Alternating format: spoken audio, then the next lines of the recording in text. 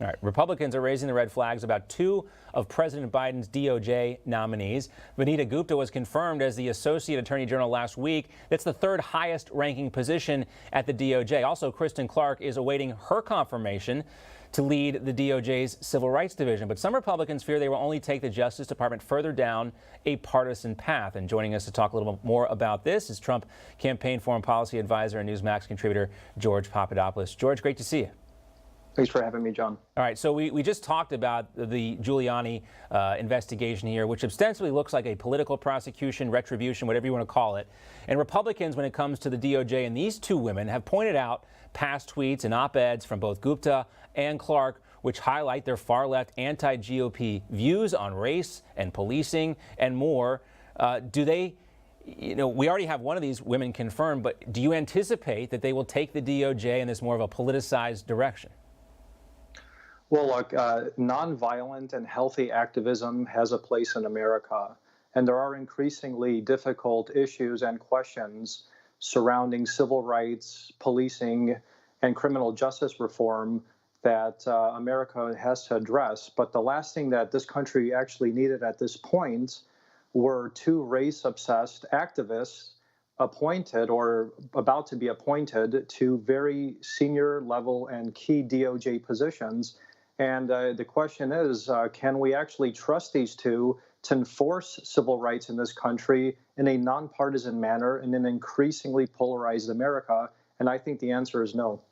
Now, the DOJ also, George, we learned, had a secret plan to arrest Derek Chauvin if he was acquitted during his trial. We're hearing about a DOJ-led investigation of the Minneapolis Police Department, the other officers involved. We also saw from Merrick Garland this week, they're going to take a closer look at the Louisville Metro Police Department.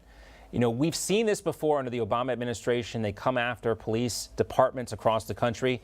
What happens in the end, or what's historically happened in the end, is that the DOJ finds no evidence of racial bias in these instances here. But I wonder if that's going to be the same thing, if there's actually going to be a fair process here.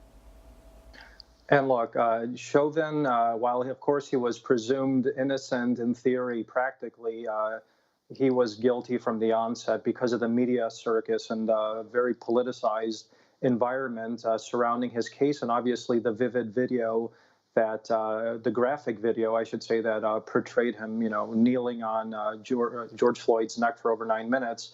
But in less than 100 days, basically the Department of Justice under the Biden administration has launched two independent and separate investigations into not only the Minneapolis Police Department, but also the Louisville Police Department. And this is at a time where we don't even have a conclusion about FBI malfeasance and the egregious misconduct targeting the 2016 campaign. So it seems that the Biden administration is really politicizing the George Floyd death in order to pass new laws regarding policing and police reform around this country. And in theory, that might be all well, but when you do have two activists that are about to be appointed to the Department of Justice, that unnerves many Americans in this country, and surely police officers who put their lives on the line around this country daily.